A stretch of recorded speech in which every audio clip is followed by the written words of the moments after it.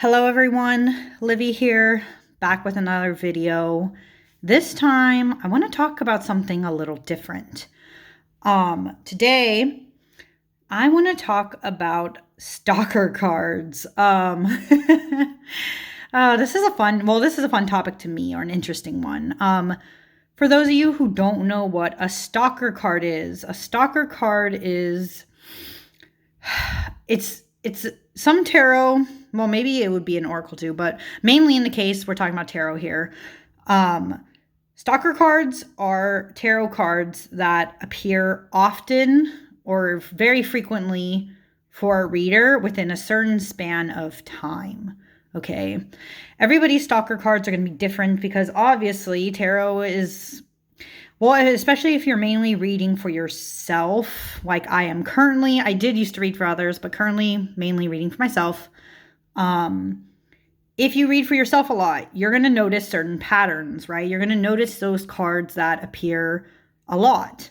And sometimes the cards that are appearing a lot are only really appearing for, maybe it's only a certain span of time. Or maybe throughout a given year, this card you start noticing is appearing a lot. And the best way to keep track of that, by the way, is if you are tarot journaling or at least taking photos of your spreads during a certain given time, right? Because I know not everybody tarot journals. Certainly when I started doing tarot, like my journey, I didn't keep a tarot journal, but I felt like it, but I didn't, I didn't have one. And so it's been only a more recent practice I finally have, but I'm glad that I did, because then I did start to notice the cards that were stalking me. So I was doing a weird tally thing. I have like a whole, post-it note. I looked into my tarot journals from last year, from the beginning of when I started keeping track of my readings to basically the end of, this year. End of last year, 2022. And I noticed a very interesting pattern. I started to notice which cards either were stalking me maybe for only a period of a couple months, or cards that appeared frequently throughout the year. I'm going to start actually with talking about cards that I noticed were trend for me.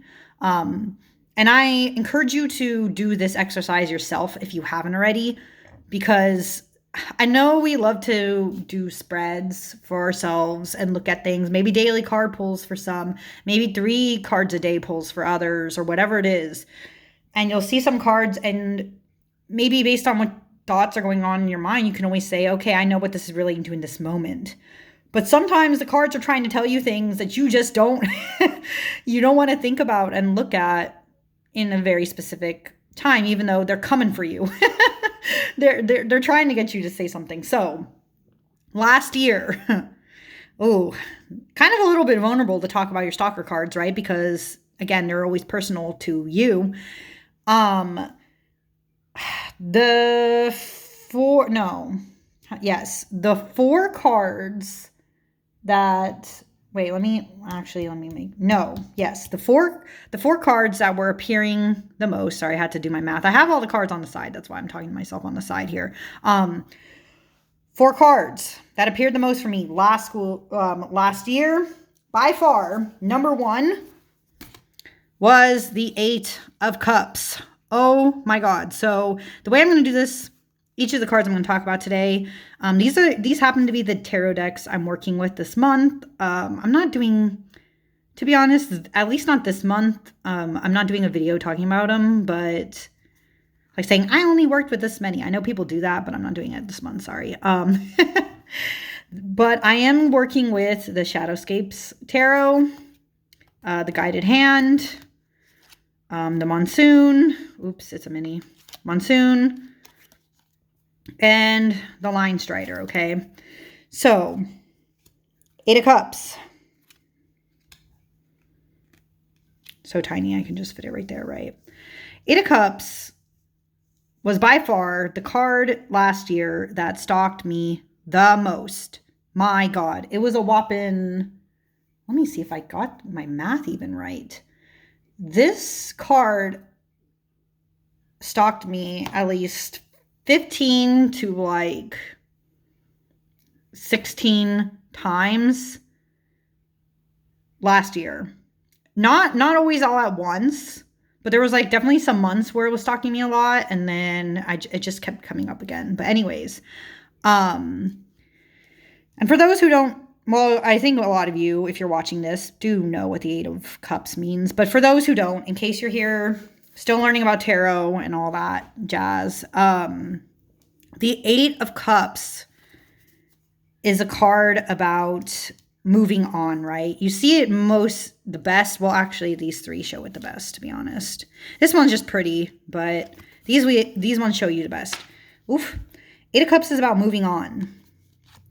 It's about maybe disaster struck like this. Like, oh no, this poor dreamer's bed split in half and something came out. There's a key. That's actually really interesting.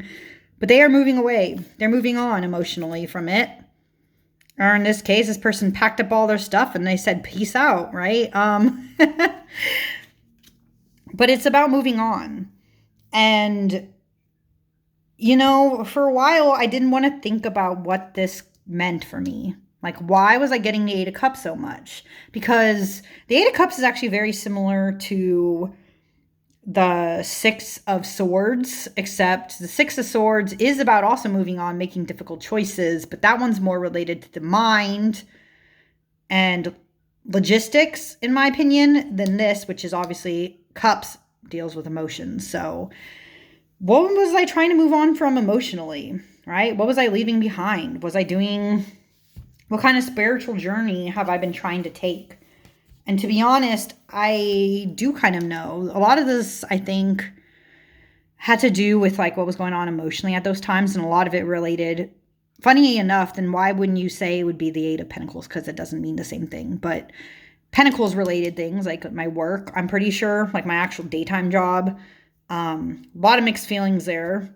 Also some friend, family, feeling a little bit distant from other people. That's probably why this card kept coming up, because I feel like I was leaving things behind. And yeah, it's just a lot to think about. But this card stalked me the most. Anyways, I'm not going to talk. I realize how long I've been talking about the Eight of Cups. But this card stalked me the most last year. Next one that stalked me the most, though, interestingly enough, in my opinion, was the Four of Cups. Yeah.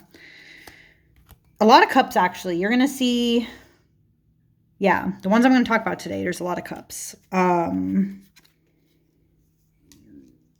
Okay. Sorry, I'm like, I don't know what's going on with me. I'm having a little bit of indigestion. Anyways. Four Cups. This card also appeared a lot. And actually, in tangent, I do need to mention that the other card that was also stalking me a lot ended up being Five of Cups. Huh. Right? 4 and 5? Yeah. But I want to talk a little bit about the 4. Especially, this actually appeared. When you guys see this video, this will be afterwards. So some of you might watched it. That 9-card spread video, this one popped up. See? Stalking me, like I'm talking about.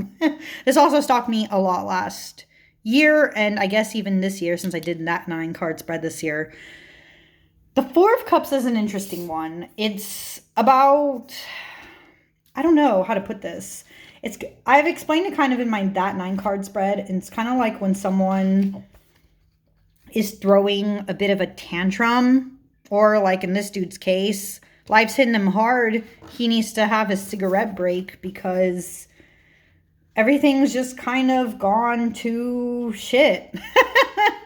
That's always kind of the way I see this, right? So emotionally, you're not feeling great. You're not feeling on top of the world. And maybe you have to have a break to think about what's going on with you, right? Something's missing and you don't know what, and it's making you feel awful. And maybe you don't notice the other opportunities there. Or maybe you need to notice this one because these ones aren't working, you know? That's what this card is about. And I feel like now, the reason why this card was probably stalking me, you know, is because more, actually, this one is probably the best way to explain it. Careful with my Monsoon here. I have the mini. Is like, you feel so like beat up about life. You're just hanging out in your bed while trains and other things are going on without you. The world is moving on without you, and you're kind of just stuck. Not really sure what to do. And I was feeling that a lot last year, and kind of even still a little bit now. So relevant, painful, but relevant is why the Four of Cups is popping up. But because this one was stalking me so much, it is kind of sucky in a lot of ways that then in that same place, the 5 swept in and was literally also stalking me, because this means to me, the 5 is basically the next logical step of the 4. If you don't do something, you're going to lose. In this case, it looks like this person's about to lose their poor little fish friend, or maybe they lost other fish friends. That looks like a fish friend, maybe that already got tipped back into the sea. And this one, it's most obvious, right, is that very sad, right? Or this one, is that a pool of their own tears? What is that in their hand? No, they're just really depressed. This one's the saddest, right? This poor Linestrider owl who lost their babies. It's with the implication that these ones didn't make it, even though they still have 2 more, right, in the background. But it's still sad to lose some kind of opportunity and feeling like shit again, right? It is shit. But instead of just thinking about it and deliberating and not being sure, this is probably a sign that you might have already lost something, and now it's upsetting you because you didn't do anything, right? Again, kind of more painful to know that this is a stalker card for me, because we just don't like to admit that, right? We don't like to admit when things are sad. Now, the next one, this one annoyed me the most. I'm going to say this right now. Ugh. This one annoyed me the most. I literally hated getting this card as a stalker card throughout the year. And that one, my friends, was the Fool. The Fool. The Fool kept stalking me last year. Also, now you can say, why do you hate this one? Because, you know, it's funny, actually, a lot of people really like the Fool. Like the videos I've seen of people talking about the Fool, they really like the Fool. But I'm going to be honest, the Fool, even in the past, like even before this past year where this card was stalking me a lot, I didn't always see the Fool as a good card because, well, I do love this Fool card though. This is probably one of my favorite Fool cards because it's like this, like, they look like a toddler and they're just already done with life. Just kind of my favorite Fool. But you do feel like, man, I am so young and I don't know what the hell I'm doing kind of thing. I'm not that young. Oh my God. I'm not that young anymore. I'm almost 30. Anyways, this card kept stalking me and that pissed me off because I saw the connection. The times when I would get this card, basically when it happened, it's always because I did something foolish. Like straight up, I was an idiot. Something would happen and then I would be just like the Fool. I'd be back at the beginning thinking, man, I don't know what the hell I'm doing. Like, what am I doing? It wasn't the beauty or innocence of like this Fool being able to go off on a journey, or this Fool finding the light and stepping in, or about to be stepping into something beautiful. My Fool year or full time with this stalker was literally me being this baby. Being like, what the heck is happening? I don't like this. You know, I went off this ride. But unfortunately for me, the Fool did show up a lot. And those, by the way, are just the stalker cards that appeared the most. This is not to say I didn't have other stalker cards throughout the year. For instance, there was an interesting period of time where I kept getting the Six of Wands a lot, especially in the beginning of last year, which was kind of interesting. Also, some good runner-ups that I also had a lot were like the Knight of Pentacles for some reason. I think that was more work-related, to be honest. The Strength card popped up quite a few times. There was an interesting period of time from, I think it was August to about October, where the Knight of Wands kept stalking me. I actually did a whole post about that on Instagram, but yeah, the Knight of Wands was stalking me, which was good, and I actually know what that was relevant to. It was writing related things, so that one was a good stalker. Back in November, the Queen of Swords was stalking me. And when I talk about stalking me, guys, this card literally appeared. Not only was it my card of the month, the Queen of Swords, it also appeared like 1, 2, I think at least 3 times in the span of like a couple weeks. And I was just like, what the hell? Okay. I got to pay more attention to that energy, I guess, or to take it in or something.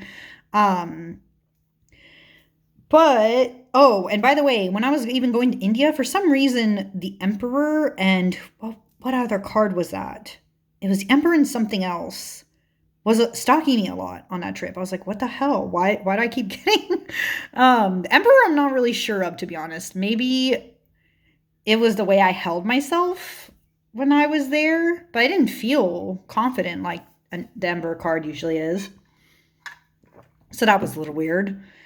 But my most recent stalker card, I'm going to show this one because I'm trying to think of why it has been. It's actually been stalking me from basically, or was stalking me from November to December, was the Queen of Cups.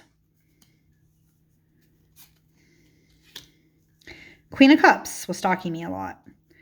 And what I find really interesting about this one is the Queen of Cups to me is very much linked to the High Priestess. There we go.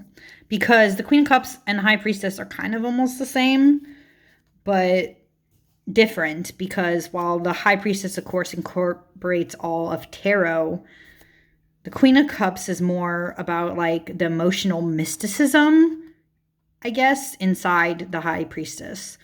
I think these two embody the Queen of Cups energy the most of the cards here. She's interesting and otherworldly. This Linestrider Queen of Cups, Queen of the Sea kind of vibe is what this gives me. And she's just like divine, staring off into distance, floaty, flirty, thinking about life and everything inside of it, the sparkles, the swirls. I found it really interesting that I was getting the Queen of Cups a lot. Those, especially November through December, like she kept popping up like every week or something. I know this card, I'm just saying she mainly because, you know. And I try to think, well, why is this card popping up for me? And I think it's because starting this channel, which I just realized, I started this channel in November. I've been really deep diving into tarot, right? Then you could say, well, then why aren't you getting the High Priestess? And it might just be because I am more on this emotional sphere versus the everything sphere about my thoughts and feelings and gathering everything for tarot. So most interesting, most recent stalker card, this Queen of Cups. And I wonder, I'm really curious to see if she's going to pop up more, you know, is she going to pop up more in the next couple months? We'll see. But for now, yeah, I don't know. Anyways, I hope you guys found this video at least slightly, what am I even saying now? I guess I'm tired. I had my tea and then it chilled me out. I don't know. What I guess I'm trying to say is I hope you found this informative. I hope you take the time to think about your stalker cards of the year and what messages they could be telling you, because I think it's an interesting topic. I know I'm not the only one who's talked about this. Again, Meg at Rose Honey Ritual has talked about cards stalking her. And I think even BB at Pure Red Velvet has talked about cards that are stalking her. And some others, right? Some others have talked about it. It's just like putting a name to that and saying, hey, these cards, you need to chill the hell out. Anyways, if you watched this long, thank you. I'm gonna leave now, but yeah. Bye.